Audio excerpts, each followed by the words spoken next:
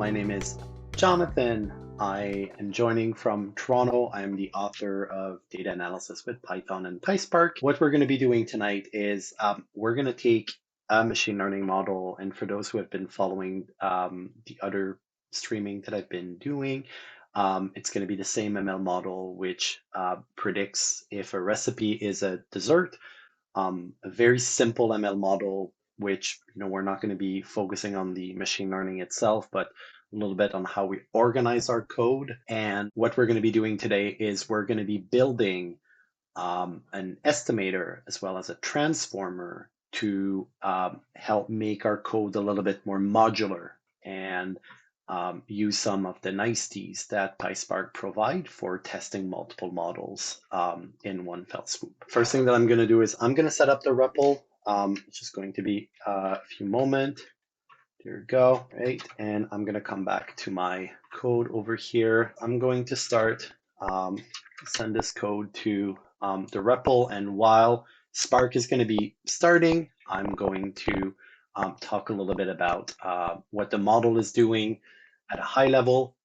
We're going to be, that code is available in the repository for the book on GitHub. But we're going to be focusing for the most part under the section that is called Transformer Estimations and Pipeline. If we look at the data, you're going to see it's a pretty significant data frame, but at a high level. I'm just going to go back up.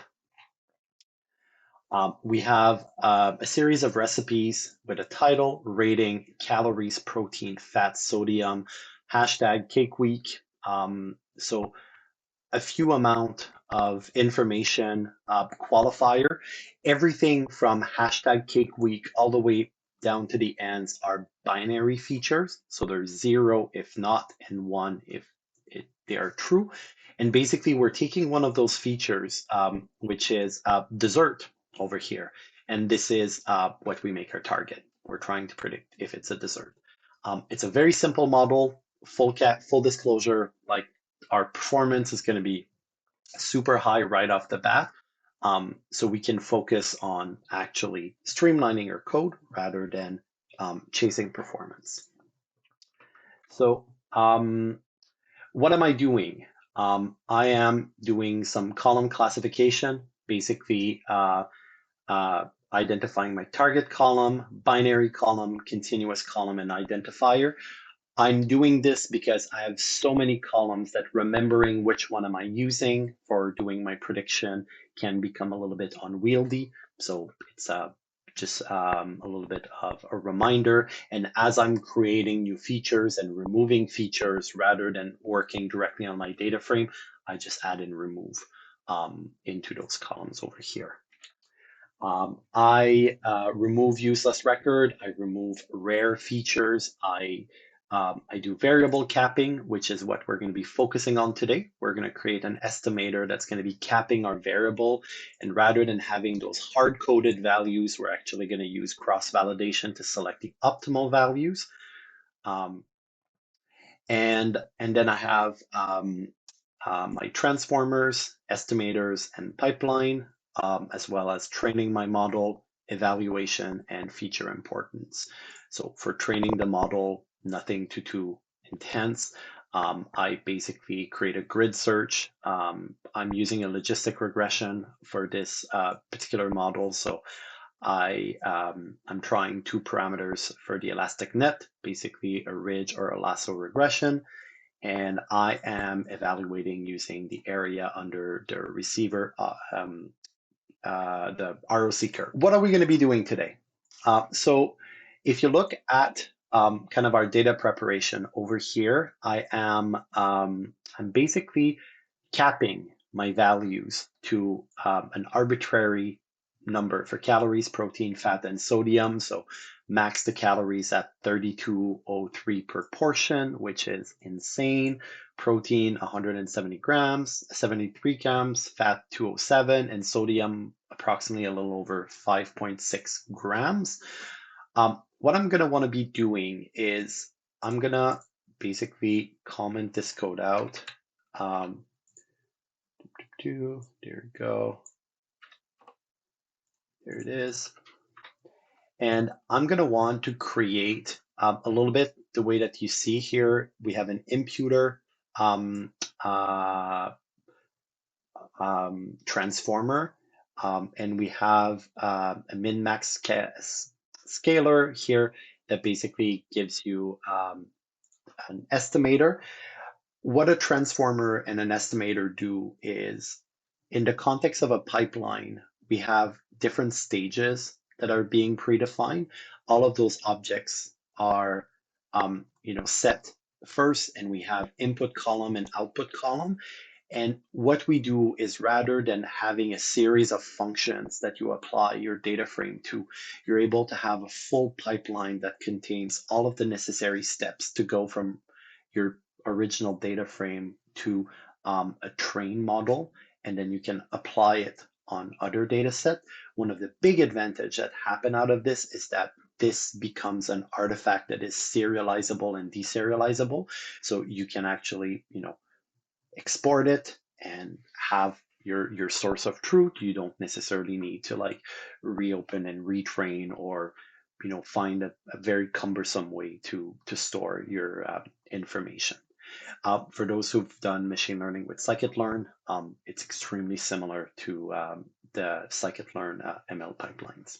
In terms of API, what we're going to be looking is, I'm going to it's going to be basically a call. I'm going to call it capper, and basically it's going to be we're going to be doing percentile today, so we're going to max the value to a certain percentile. So it's going to be looking at percentile capper, and then we're going to have input column, which is going to be calories. We're going to have output columns, which is going to be, I'm going to keep calories, so we're going to shadow the input and the output column. Input column is going to be shadowed by the output column. Usually, I'm not a big fan of doing this, but it's going to keep our code a lot more simple. One of the disadvantages, if something goes wrong, we're not going to be able to compare the before and after, but I'm pretty confident that I'm going to be writing something that it's not going to crash on me tonight.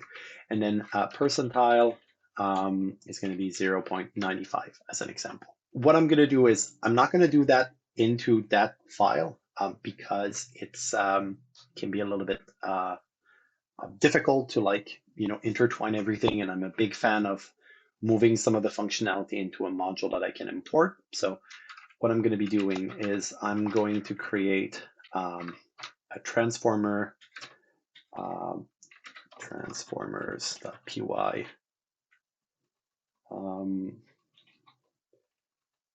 There we go.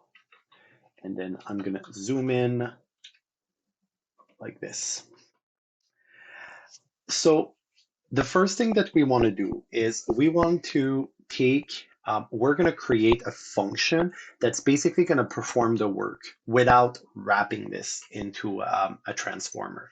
So what I'm going to be doing is, I'm going to start by creating, we're going to do food.select calories, and then I'm just going to do from PySpark, import PySpark.sql.functions has f, which is a very convenient import because there's a lot of functionality. So I'm going to do percentile approx calories, and then I'm going to want to 0.95, and then I'm just going to do show.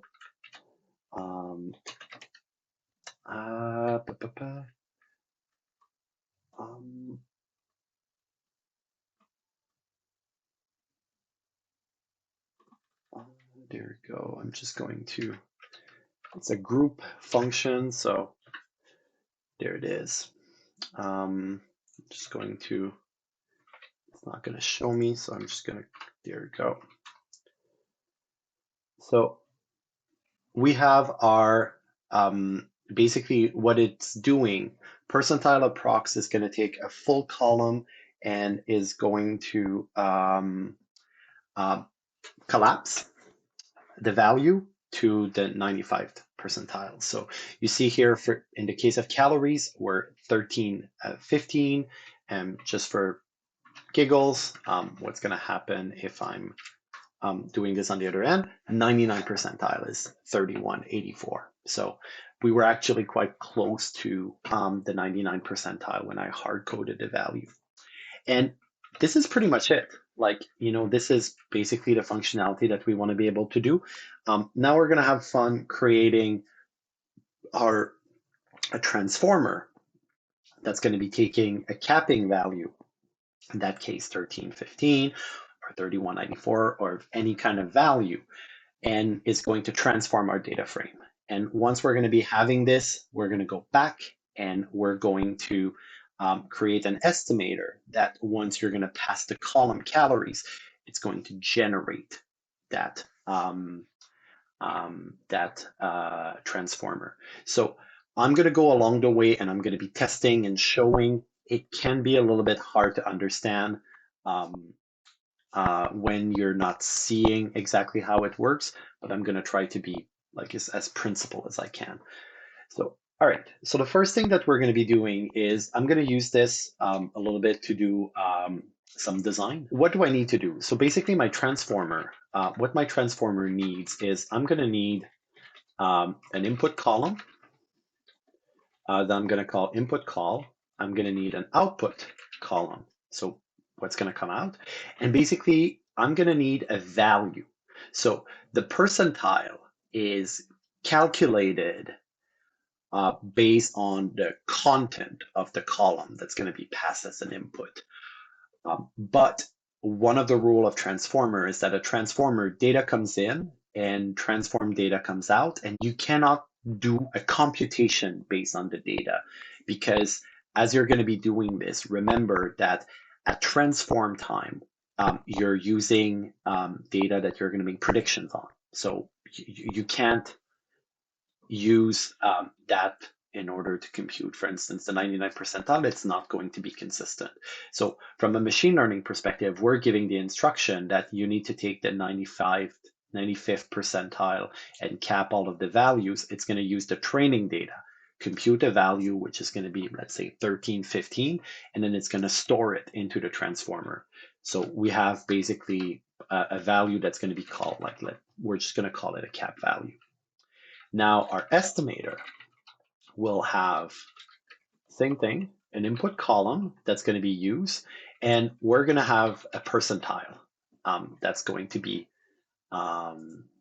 set up. So basically 95, 97.5, 99, and so on and so forth. This is a little bit annoying. So all right, I'm going to there you go. I'm going to comment this out.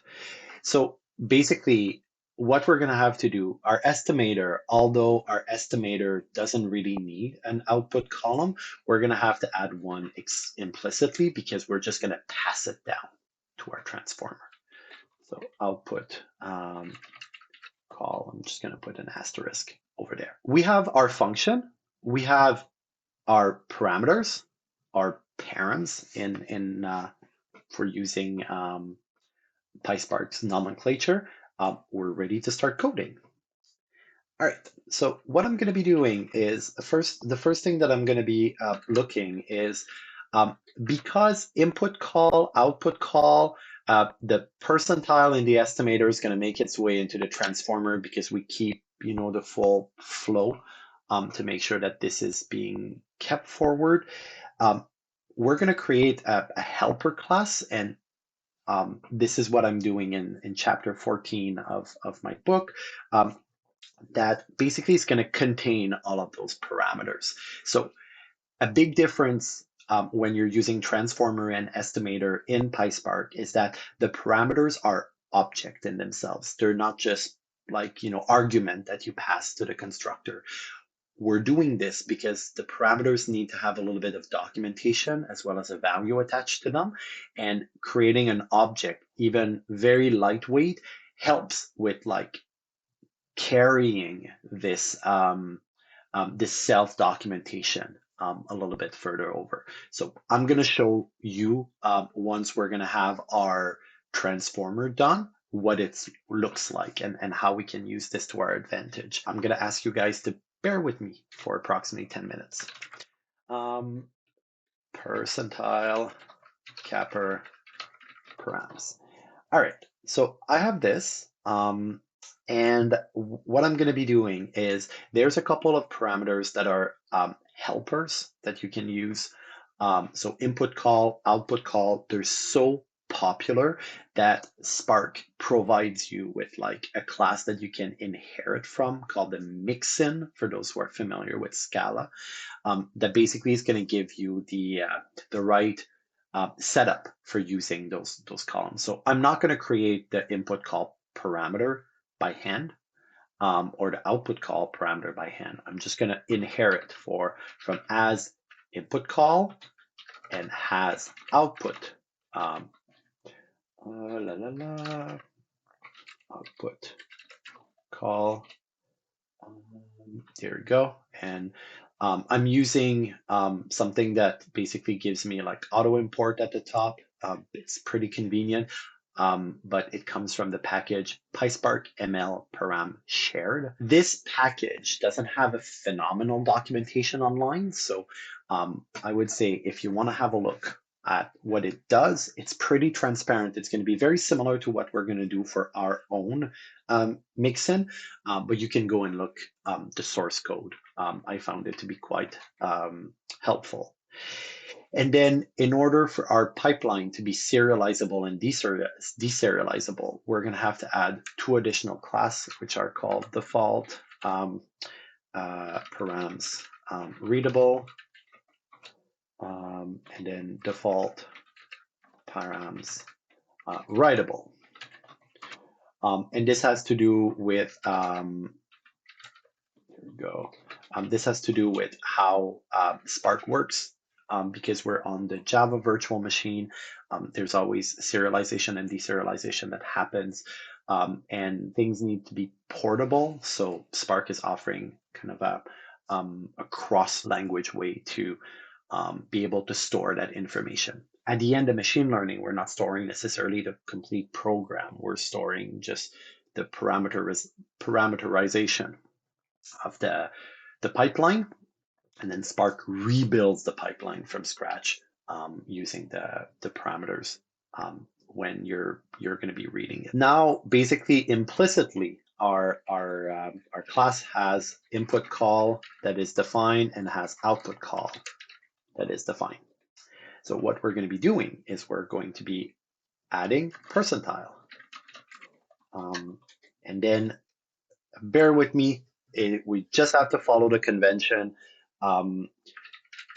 We're going to be adding param as a class constructor, and then there's four parameters that it takes. A parent, which is always going to be the same. It's going to be the dummy param, a name, a documentation, and a type converter. I'll spend a little bit of time on the type converter when we're going to reach out, but basically this is not too complicated. It's always going to be params underscore that underscore dummy. It's all of the params in PySpark are done this way. We just have to add the dummy parents. It's going to get replaced as we're going to wrap it into a pipeline, but because we're doing something that's meant to be reused, we're using the same convention. I'm going to call it percentile. I'm going to keep lowercase just to stay consistent. Percentile of the value used to cap the input call.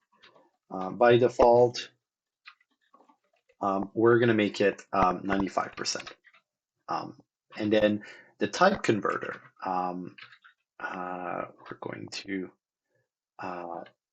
we're going to be using type converter. It's the value in which you will pass the value of the param. So in our case, 95%, we could use double or float. So I'm basically going to just use to float. There we go. And then just need to add a comma over here, and then we're good to go. Our percentile param, basically, it's um, we've created that, like, percentile that we've done. We're going to add this to our initialization function, but it makes our parameter or our attribute of that transformer self-documenting, and we're going to be able to see, like, this is the documentation that's going to be used. It's not for us, it's for people who are going to be using our class. So, right now we're the producer and the client, but eventually, like, this might be part of a library, and you might want to leave some breadcrumbs.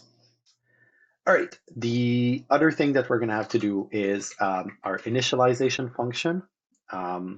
So we're the convention over here is that a lot of the initialization function that we're going to be using is going to be like with the the star args, because each and every time we're going to go through, like, has input call, has output call, which are going to instantiate their own parameters. So we want to continue propagating those variables. So for those who are not super comfortable with how Python is packing and unpacking arguments, think of this as basically all of the arguments that are going to be passed as uh, the initialization function, so input call equal, output call equal, and so on and so forth. We're basically going to just wrap that into a tuple and then be able to use it as is.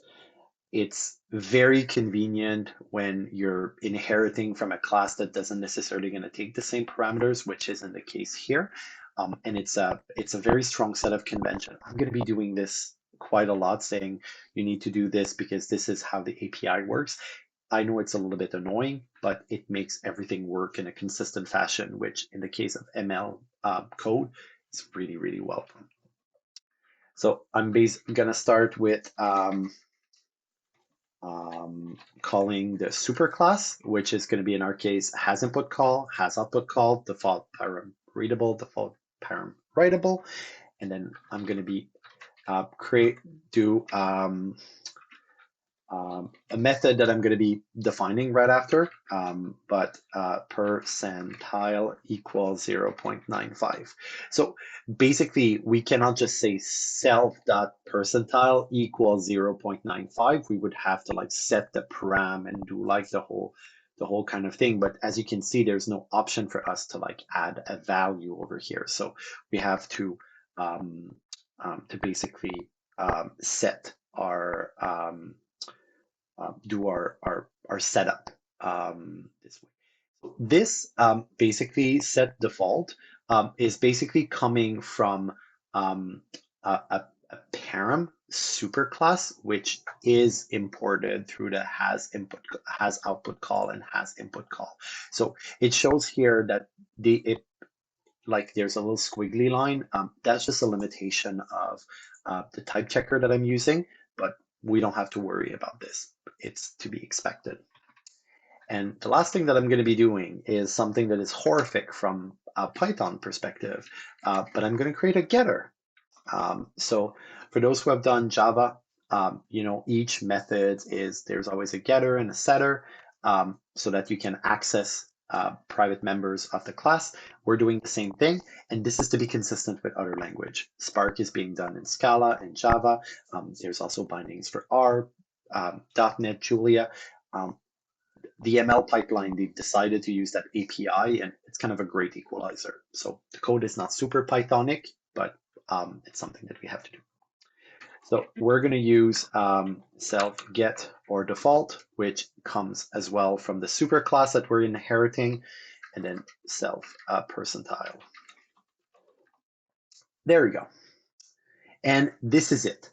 What have we done? We've created a set of parameters. So right now we have almost parameterized transformer that contains input call, output call, and percentile. So from our standpoint right now, we would be ready to create our estimator. The only thing that we're going to have to do is when we're going to be creating our transformer, because cap value won't exist into the estimator, we just have to make sure that we're going to be putting it there. All right, so this should be good to go. We're going to create our transformer. And with this, a lot of things are going to kind of like, make sense. I am going to go a little bit quicker for some of the stuff that is not really necessary for us. Like, getters, setters, I'm not going to re-explain them, but they need to happen.